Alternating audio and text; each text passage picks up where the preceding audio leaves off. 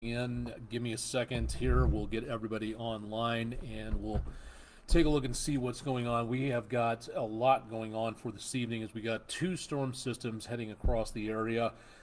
Nothing immediate, and that's the good news. So we would love to be able to say that we have really nothing going on in the first couple of weeks. This can be a very active time of the year, and as of right now, that is most welcome because we are ramping up to that peak of severe weather season. So right about now, it would be very nice to be able to kind of see a little bit less in the way of weather going on. But we do have to take into account the fact that there is still a lot happening and a lot can be changing into the course of the semi-near future.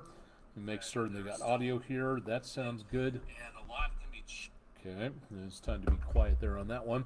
All right, I'm Chief Meteorologist Austen Onek. This is Weather Overtime. This is WDEF News 12 from Chattanooga, Tennessee, Northwest Georgia, Northeast Alabama, Southeast Tennessee, and Western North Carolina. That's the area we cover.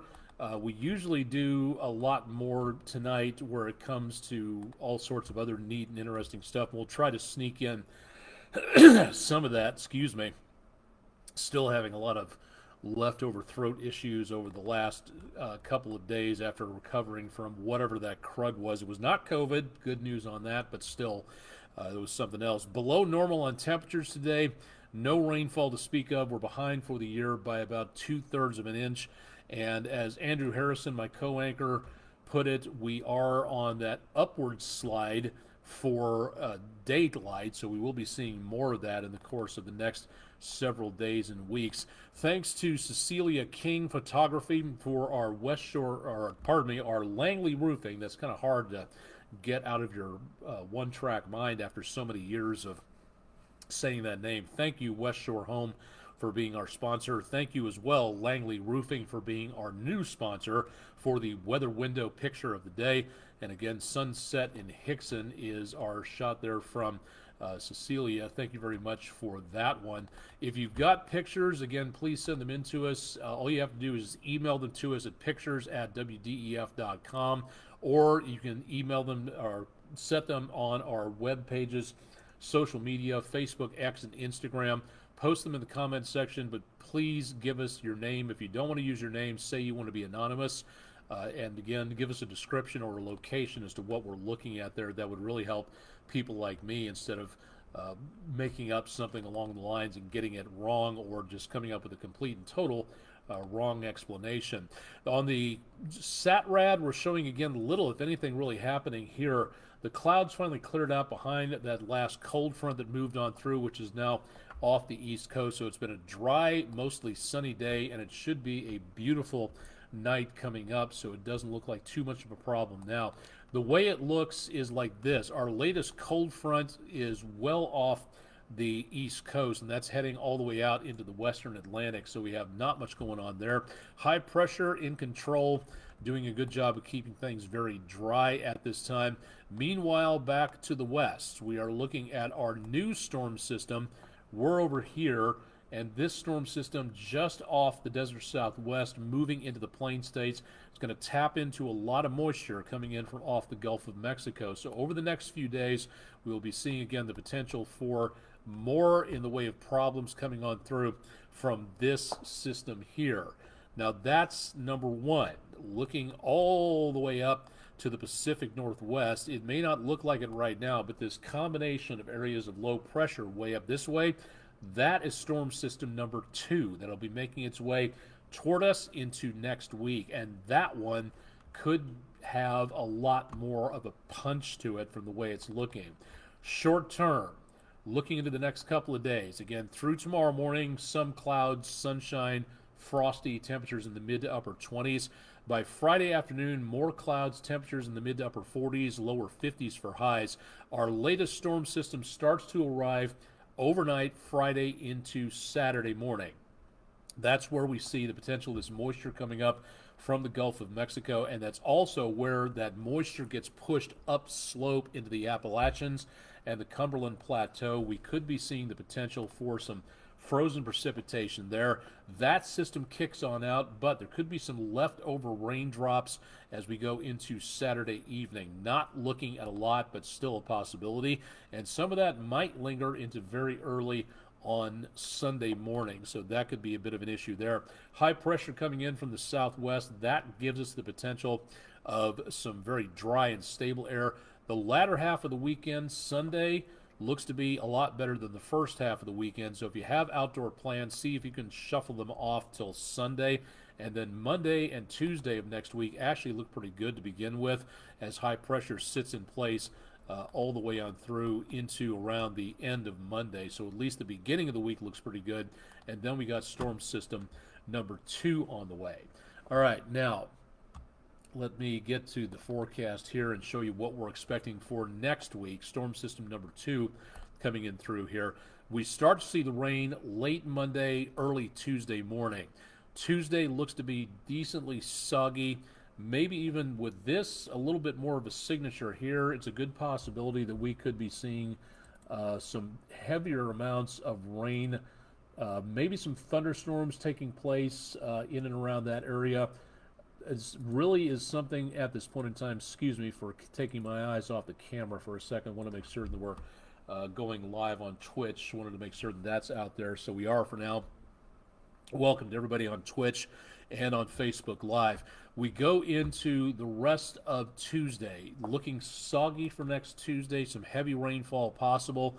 By lunchtime, we might be looking at the potential of some areas of maybe some stronger weather coming up, although there's no sign of severe weather in the forecast for now. That's Tuesday midday, and then the system hauls on out. Colder air wraps around the backside of that system. This is going to be both of these next systems are going to be a wallop for the East Coast states, and we could see some of that moisture mixed in with that colder air behind the system give us some more chances of snowfall. Then, after that, drier weather takes over, and we have nothing but basically cloud cover into Wednesday night and early portions of Thursday morning. So that is where we're looking at that potential. Couple of things to take a look at here as we go into tomorrow afternoon and evening. Portions of the higher elevations of Georgia and the Carolinas might be looking at some freezing rain depending on what happens. Again, how much moisture we get, what the temperatures are like when that moisture arrives going upslope, and it could be some sleet in there as well, but mostly looking at the potential of warm enough conditions to melt any snow or ice and let it freeze down toward the surface, again, primarily in the higher elevations. That was freezing rain. Now let's talk about snowfall. For Saturday, storm system number 1, first, we see that potential of some snowfall, not a lot, but as we get into early Sunday morning, there might be just enough in eastern Tennessee and the western Carolinas. That's storm system number 1. Now, primarily, look excuse me, into and around the area of where we are here. This next system comes roaring in, tapping into a lot of moisture, and that is where we could be seeing the potential of some problems. Again, watch this area here as we go into motion with this next segment. So we go through the rest of the weekend. Early Monday it's dry, and then way back up to our north and west from, say, Fort Smith, Arkansas. Pardon me, got to reset that timer. There we go. All right, so we could see, again, getting into the early portions of Tuesday into Wednesday. That's where we see another chance of that snow coming through, and that could be in the Cumberland Plateau, Appalachians area. I think it's too warm in the valley for anything but rainfall, so not looking at a lot of major problems there, and we could, again, see a decent amount of snowfall in some portions of the area here. So far, again, it's not looking too bad, but, again, for problems seen all the way back over here, around the area into anything south and west of Chicago. Notice the monitor up there, the legend showing again 18 inches plus. If this hits pretty well, I've been through storm systems like this in this area before, traveling between Topeka and Memphis way back when, and we can get these snowmakers that come through. Moisture from the south, cold air from the north, instability to get all that moisture lifted up Then we see, again, right between Fort Smith, St. Louis, and Chicago, that portion of the interstates, and I believe that's I-44, if I'm not mistaken, through there. It's been a while since I've been on that roadway between Springfield and Rolla, but 2 feet in some areas localized. And again, it's still a long ways out, but very good indications that we're looking at a big snowmaker potential coming on through this particular area. If that holds true, again, 7 days or so out, that's to be taken with a decent grain of salt. So stay tuned. We'll keep you updated on that potential coming up as we go into the next couple of days. Paul Esposito on Facebook, have some family in the Hudson Valley of New York. How bad will that be? Again, we can give you some indications. We don't have the markers on here except for the regional areas upwards of there, and it looks like, according to what we're seeing on the legends, if I'm not mistaken, the Hudson Valley roughly into the extreme eastern parts of New York State around there, going up toward Albany, if I'm not mistaken, Watertown also somewhere in that area. And again, we're looking, according to this model right now, for that area of the country where you have friends and family, that is where the East Coast, Boston, Connecticut, Rhode Island, anything east of the tri-state area, that's going to get hammered pretty hard, right up into New Hampshire, northwestern Maine, and right into that area between, say, the Finger Lakes, I think, and down toward the rest of the New York City area. That is where we could get some amounts of 18 inches plus of that direction. I don't have the geographic markers on here, but there's some interstates for you. At least, but again, this is focused mainly on our area of the country here. So anything around that area north of New York, 8 to 12, and then in the pink areas, we see the potential of right upwards of around maybe about 12 to 18 inches and some localized amount of 18 inches plus. Worse conditions, maybe a couple of feet around, again, New Hampshire all the way up into parts of Maine. So that's where we could see some problems there for the most part in that area of the country, much more than what we are going to be looking for coming up here, and just about as much as what Missouri, Arkansas, and Illinois, parts of Kansas, looks like right around the Kansas Turnpike between Topeka and Wichita, might wind up with some potential situational issues there. So Paul Esposito on Facebook, that's what we're looking at for right now. And again, no matter where you are and where you're looking on this map, even for our area, the 7-day forecast will show that we don't have too much to worry about because of the temperatures. And let's go ahead and get to that right now. I've got to hurry things along because Andrew Harrison is going to be coming in the studio here pretty soon to record a segment for the weekend, so we've got to get that done here in just a little bit. So for the 7-day forecast, this is the way it's going to work out. We'll be seeing the potential of rain starting off Friday into Saturday, and that rainfall on Saturday could be a bit of an issue there for travelers. Low visibility, some heavy rainfall at times, also some windy conditions. Let's see if I can get to that in just a minute. Sunday into Monday looks okay, and then around Tuesday, Monday night, Tuesday, that's when the next system comes through, and that is where we could see some snow, higher elevations.